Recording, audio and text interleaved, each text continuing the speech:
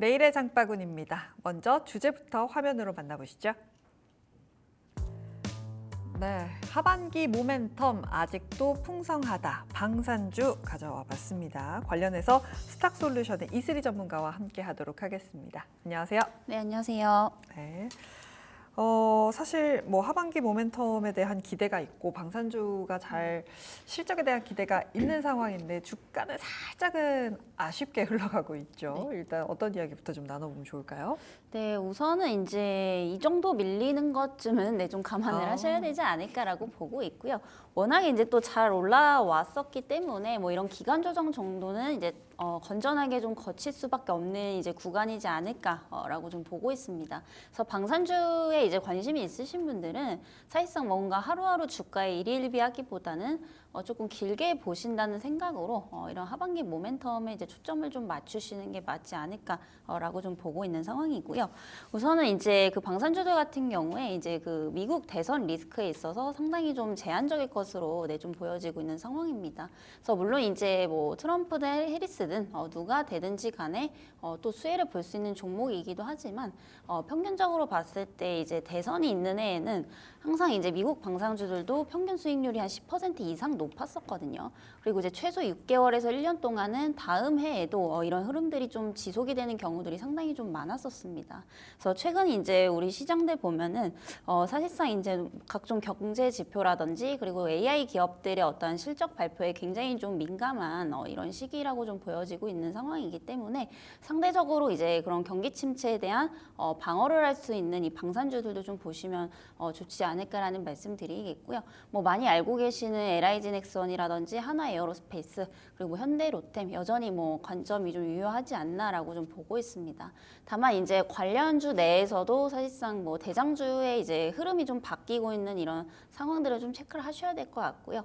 원래 같은 경우에 이제 하나에어로스페이스 그리고 LIG 넥슨이 좀 대장격으로 갔었다라고 한다면은 사실상 최근에는 또 현대로템이 좀 치고 올라오고 있는 이런 상황들이기 때문에 좀 대장주가 많이 바뀌고 있는 흐름이다라고 보시면 될 것 같습니다. 그리고 그 안에서도 사실 이제 중소형단 종목들이 상대적으로 좀 소외가 되어 있었죠. 그래서 지금 이제 대형주들에 비해서는 밸류적인 부담이 좀 상대적으로 낮기 때문에 뭐 비츠로시스라는 종목이라든지 관련 이제 기업들 특히 에스틱스 엔진도 이런 방산 관련주로서 좀 볼 수 있기 때문에 아울러서 좀 지속적인 관심을 두시면서 보시면 좋겠다라는 말씀드리겠습니다. 네, 아무래도 사실 중소형주 말씀을 해주셨는데 워낙 뉴스에 이제 방산 중소형주들이 급등락을 하다 보니까 이게 소외가 되는 상황이 벌어진 게 아닌가라는 생각이 듭니다. 그런 관점에서 일단 비츠로시스라든지 STX 엔진 같은 경우는 그래도 좀 관심을 가져볼 만하다라고 종목을 짚어주셨어요. 종목 이야기가 나와서 한화에어로스페이스 이야기를 좀 끌고 가고 싶은데요. 현재 거래 정지 기간이잖아요. 네. 그래서 대장주가 바뀌고 좀 수급의 흐름이 바뀐 게 아닌가 싶은데 이 한화에어로스페이스의 인적 분할 어떻게 보세요?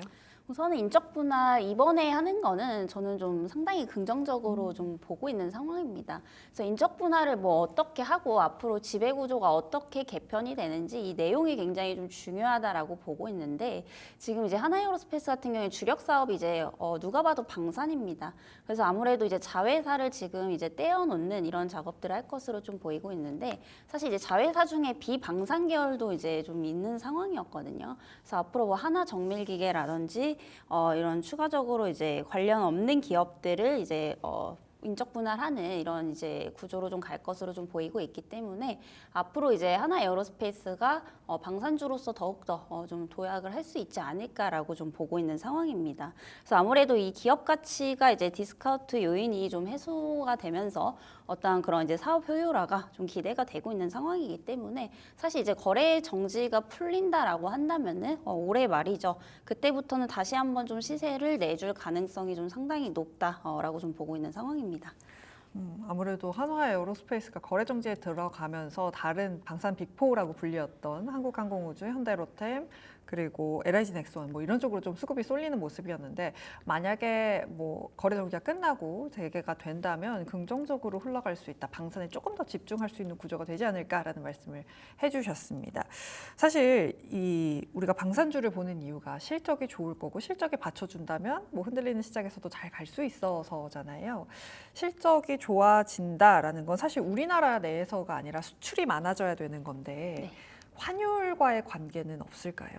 우선은 그 부분이 조금 우려 요인이기는 합니다만은 이게 사실 또 이제 물량으로 칠 수 있는 부분들이 또 있다라고 보여지고 있거든요. 네. 이게 진짜 놀랍게도 지금 방산주들이 특히 LIG 넥스원 같은 경우에 2019년부터 지금 5년째 매년 이제 매출의 영업이익이 또 성장을 하고 있습니다. 그래서 결국에 이게 지금 결국에는 이제 그 수주에 대한 모멘텀이 지금 받쳐주고 있기 때문에 이런 것들이 좀 가능하지 않나라고 좀 보고 있는 상황이고요.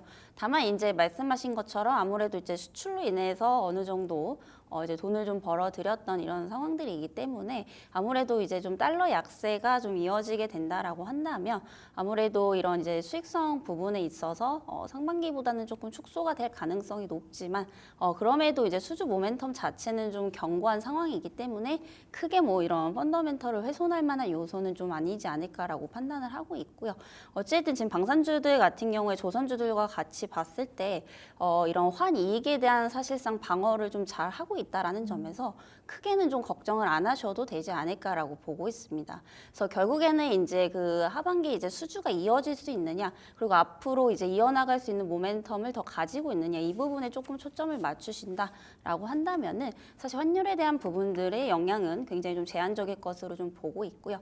아까도 말씀드렸다시피 대선을 앞둔 해에서는 방산주가 항상 이제 평균 수익률보다 훨씬 더 이런 상회하는 모습들을 많이 보여줬다라고 말씀드렸습니다. 그래서 이제 대선 이후에도 당분간 이제 이런 흐름들이 좀 이어갈 가능성이 상당히 좀 높다라고 보고 있기 때문에 결국 이제 수주에 대한 기대감에 어떠한 그런 초점을 맞춘다라고 한다면 너무 환율에 대한 부분은 지나치게 좀 걱정을 안 하셔도 되지 않을까라는 말씀 좀 드리겠습니다. 네, 이게 수출주로 분류가 되다 보니까 환율에 대한 좀 질문을 드렸습니다. 악재 부분 살펴봤고 그럼 호재로 남아있는 것들이 어떤 게 있을까 궁금해요. 하반기에 방산주의 호재가 될 수 있는 이벤트들 같은 게 있을까요? 네, 사실 이벤트라기보다는 사실 상반기 때는 이제 그 폴란드 쪽의 수주에 의해서 뭔가 이렇게 증시를 좀 주가를? 주가를 좀 견인을 했다라고 한다면은 하반기 때부터는 이제 그 폴란드에 대한 의존도가 좀 상당히 많이 줄어들고 이제 동유럽 국가라든지 기타 뭐 중동 국가들로의 어떠한 그런 저변 확대가 좀 이런 기대가 되고 있는 상황입니다. 그 여전히 이제 그 관련 이제 기업들을 보게 되면은 뭐 K2전차도 마찬가지고 뭐 K9 자주포 역시도 마찬가지고 이제 중동 쪽에서의 어떤 러브콜이 좀 들어오고 있는 이런 상황들이기 때문에 사실상 이제 그 어떤 국가에 대한 저변 확대 자체가 좀 이벤트가 아닐까라고 좀 생각이 되고 있고요. 그리고 추가적으로 이제 그 MSPO에서 이제 굉장히 좀 많은 것들을 또 보여줬었습니다. 뭐 이제 미사일뿐만이 아니고 추가적으로 뭐 잠수함이라든지 뭐 위성에 대한 부분들도 지금 선보였는데 이게 지금 뭐 평가라든지 이제 이런 분위기 자체가 굉장히 좀 좋았다라고 하죠. 그래서 이런 부분들이 앞으로 추가적으로 어떠한 러브콜을 좀 받게 된다라고 한다면 향후에 이제 추가적인 어떤 수주 모멘텀으로 또 이어질 수 있다라고 좀 보고 있기 때문에 결국에는 이제 그런 수주에 대한 부분들이 가장 좀 중요하지 않을까라고 좀 생각이 되고 있고요. 결국에 이제 한 국가에 대한 의존도를 줄이고 이제 그 국가에 대한 어떤 저변을 좀 확대를 하고 있다. 이 점 자체가 저는 좀 이벤트라고 좀 보고 있는 상황이기 때문에 이런 부분들로 인해서 당연히 뭐 3, 4분기에 대한 어떤 실적에 대한 기대감도 좀 가져가 볼 수 있지 않을까라고 좀 생각을 하고 있습니다. 국가별 매출 다변화가 된다면 사실 한쪽에 쏠려 있는 건 리스크를 크게 가져갈 수 있는 부분이 있기 때문에 매출을 다양한 나라에서 다변화한다면 조금 더 하반기 모멘텀으로 가져갈 수 있지 않을까라는 말씀을 주셨습니다. 근데 또 주가 차트를 쭉 열어보면 사실 방산주 중에서도 올해 많이 오른 종목들이 꽤 있어요. 특히나 이런 급락장이 펼쳐지고 나서 제일 잘 올라오는 게 방산주로 꼽히기도 하기 때문에 접근을 어떻게 해야 되나 조금 어려운데 방산주 접근 전략은 어떻게 짜면 좋을까요? 네, 접근 현 전략 같은 경우에는 사실상 뭐 그 중소형단은 좀 오른 게 없기 때문에 지금도 나쁘지 않다라고 보고 있지만 사실 대형주단에서는 제가 봐도 조금 이제 그 부담스러운 네. 좀 자리이긴 합니다. 그럼에도 이제 사실 고점 대비 또 많이 눌린 게 대표적으로 또 LIG 이제 넥선이라고 좀 보시면 될 것 같은데 결국에 저는 좀 이렇게 생각을 해요. 어느 정도 이제 주가상에 대한 그런 이제 기대감들이 앞서서 많이 반영이 되어 있고 어떤 기술적인 이제 부분에 있어서 좀 이제 기간 조정이 나온다라고 한다면 그때부터 좀 접근을 하시는 게 맞지 않나라고 좀 보고 있는 상황이고요. 이게 대표적으로 이제 LIG 넥스원이라고 좀 볼 수가 있겠습니다. 그래서 추가적인 어떠한 그런 이제 하락 정도는 좀 더 나올 수 있다라고 좀 보고 있지만 결국에 이제 어떤 식으로 이제 전략을 짜야 될지 모를 때는 저는 이제 분할 매수만큼 또 좋은 게 없다라고 좀 보여지고 있거든요. 결국에 이제 방산주들의 어떤 우상향을 좀 기대를 하고 있지만 결국에 이제 뭐 내일 오를지 뭐 이틀 뒤에 오를지 이거는 뭐 아무도 알 수 없는 부분이기 때문에 이런 부분들을 좀 방어하신다라는 차원에서 봤을 때는 이제 분할 관점으로 좀 접근을 하시는 게 맞지 않겠나라고 좀 보고 있는 상황이고요. 사실상 이제 그 방산주들 보면은 이번에 이제 그 업종 내에서도 차별화 흐름이 좀 이제 예상이 되고 있는 상황인데 이제 넥선 같은 경우에는 또 많이 눌렸지만은 오히려 또 이제 그 현대로템 같은 경우에는 또 이제 상승세를 좀 이어가고 있는 뭐 이런 상황이다라고 보시면 될 것 같습니다. 그래서 현대로템 같은 경우에도 마찬가지입니다. 그래서 최근에 좀 많이 이제 급격하게 올랐기 때문에 뭐 지금 가격대에서 뭔가 이렇게 좀 적극적으로 매수를 하겠다라고 하시기보다는 추가적으로 이제 지금으로부터 한 5%에서 10% 정도 추가적으로 이제 좀 밀렸을 때 이때부터 좀 분할 매수 관점으로 좀 접근을 해보시면 좋지 않을까라는 말씀드리겠습니다. 결국에는 분할 매수만한 방법이 없지 않나라는 생각이 드네요. 듣다 보니까 지금 하반기의 실적에 대한 기대감을 계속해서 쓰고 있는 게 방산주입니다. 그렇다면 좀 내년까지 4분기 실적을 확인할 때까지 긴 관점으로 봐도 괜찮을까요?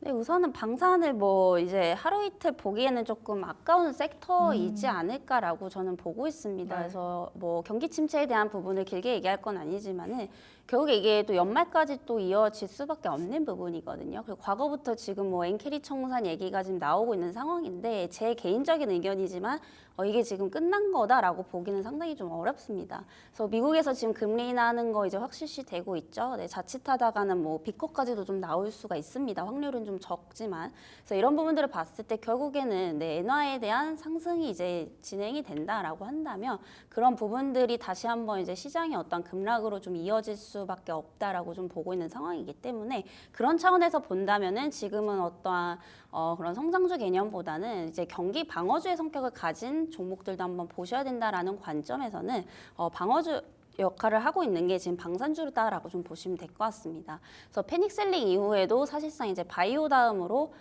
이런 이제 주가에 대한 리바운드 회복이 가장 좀 빨랐던 게 이 방산주라고 좀 보시면 될 것 같고요. 이런 부분들을 봤을 때 뭐 포트폴리오에 하나쯤은 조금 들고 가셔야 되지 않을까라는 말씀드리겠습니다. 실제로 사실 시장이 급락을 하고 나서 막 한 번씩 경기 방어 성격의 종목들이 오릅니다. 통신주 그랬고요. 뭐 석유화학주들도 그랬고요.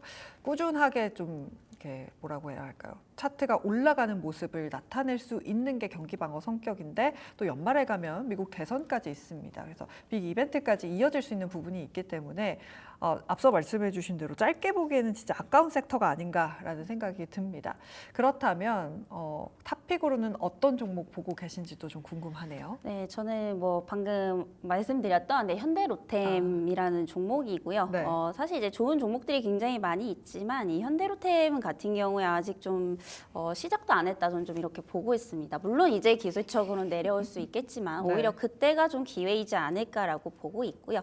사실 이제 방산 업종 내에서 가장 이제 저평가된 종목 중에 하나라고 좀 보시면 될 것 같습니다. 그래서 그 방산 업종 같은 경우에 평균 PER이 한 20배 정도 되는데 지금 현대로템 같은 경우에는 13배에서 14배 정도 수준밖에 안 되거든요. 그래서 이 원인을 조금 분석을 해봤더니 사실상 이제 그 아시는 분들은 아실 텐데 현대로템 같은 경우에 뭐 방산 쪽도 있지만 이만큼 이제 철도 매출 비중도 상당히 좀 큰 편입니다.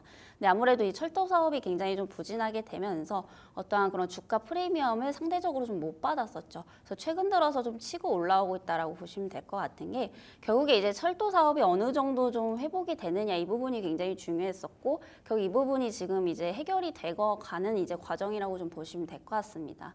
그래서 최근에 이제 우즈베키스탄에 또 이제 그 고속전철을 이제 공급 계약을 체결을 했고요. 이 규모가 지금 700억 원 정도 될 것으로 좀 보이고 있는 상황입니다. 그래서 뭐 방산과 더불어서 앞으로 이제 그 철도 사업에 대한 어떠한 그런 회복세에도 좀 기대가 되고 있는 상황이기 때문에 두 가지 다 이제 두 마리 토끼를 잡을 수 있다. 이렇게 좀 볼 수 있는 상황이 있고요. 그리고 지금 이제 보시면은 사실상 2023년 대비했을 때 사실상 주가가 이제 2배 가까이 이제 급등을 했음에도 이런 가격이 아니라 오히려 가치를 본다면은 작년보다 이제 올해가 더 싸다라고 좀 느껴지고 있습니다. 그 이유에는 이제 EPS를 좀 보셔야 되는데 사실 지금 EPS 이제 추정치가 작년에 한 1,400원 수준인데 올해는 한 3,000원대로 지금 상승 중이고 PR은 이제 점차적으로 좀 낮아지고 있거든요. 그래서 이제 어떠한 이제 종목을 좀 길게 보실 때는 사실상 이렇게 뭐 무조건 이제 상승했다 하락했다 이런 차트만 보실 게 아니라 가격이 아닌 뭐 이런 가치적인 부분들까지 좀 따져 본다면 오히려 지금 이렇게 올랐음에도 불구하고 굉장히 아직도 좀 저렴한 가격이다라는 거. 다만 이제 시장에 대한 어떠한 변동성에 의해서 좀 크게 밀릴 수도 있는 부분들은 좀 감안을 하셔서 뭐 아까 말씀드렸다시피 항상 좀 분할 매수 관점으로 접근을 해보시면 좋겠다라는 말씀 드리겠습니다. 네, 철도와 방산 둘 다 하고 있는데 철도 부분이 조금 해결되면서 방산의 프리미엄을 부각시킬 수 있는 상황이고 실적이 계속해서 늘어나면서 지표들 상에서도 지금 주가가 그렇게 많이 오른 상황이 아니다라고 분석할 수 있다라면서 현대로템 말씀해 주셨습니다. 지금까지 방산과 관련된 이야기 쭉 나눠봤습니다. 스탁솔루션의 이슬이 전문가였습니다. 고맙습니다.